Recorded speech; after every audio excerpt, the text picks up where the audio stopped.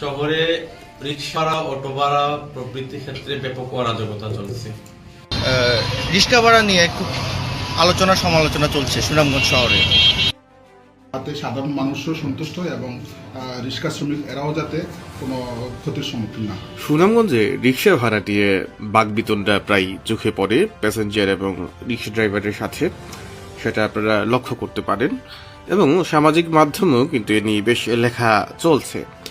বিভিন্ন মানুষ তাদের ফেসবুক অ্যাকাউন্টে বিভিন্ন গ্রুপে তাদের অভিজ্ঞতা শেয়ার করছেন যে রিক্সা ভাড়া নিয়ে তাদের যে তিক্ত অভিজ্ঞতা এবং রিক্সা ড্রাইভারের সাথে যে সম্পর্কের অবনতির বিষয়টা নিয়ে সেই কথাগুলোই আপনাদের বলার জন্য মূলত এই ভিডিওতে আমরা দেখাবার চেষ্টা করেছি যে রিক্সা ভাড়া কেন বেড়েছে বা আমরা কেন এটা কন্ট্রোল করতে পারছি না, এবং সাথে সাথে সুনামগঞ্জের কিছু বিজ্ঞজনের কথা আমরা এখানে এনেছি। সেই ভিডিওটি পুরোভাবে দেখুন।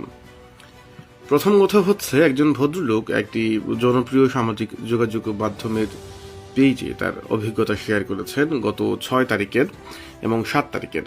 তিনি লিখেছেন, আমি প্রিয়াঙ্গন থেকে কালীবাড়ি আসছি, রিক্সা দিয়ে ভাড়া হিসেবে আমি তাকে 20 টাকার একটি নোট দিই।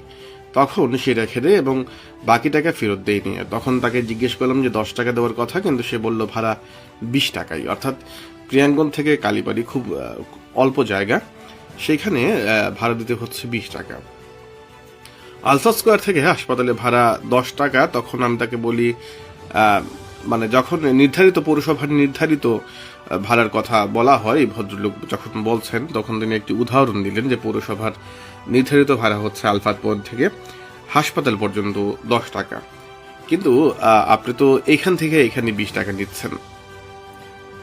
তারপর এই ভদ্রলোকের সাথে রিক্সা ড্রাইভারের বাকবিতণ্ডা হয়। এরকম অনেক ঘটনাই ঘটছে এবং এই ফেসবুক এই পোস্টের কমেন্টে গেলেও আপনারা এই ভদ্রলোকের সমর্থনে বিভিন্ন ধরনের কমেন্ট দেখতে পাবেন।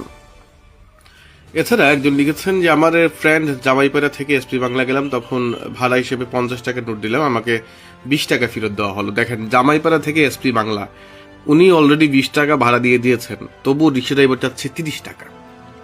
এই হচ্ছে বর্তমানে সুনামগঞ্জের অবস্থা এবং সুনামগঞ্জের রিক্সা ড্রাইভারের সাথে স্থানীয় মানুষের প্রায় দিনই এই ভাড়া নিয়ে বাকবিতণ্ডা হয়। যদিও পৌরসভা কর্তৃপক্ষ একটি ভাড়ার লিস্ট করে রেখেছে, সেটা কেউই মানছেন না।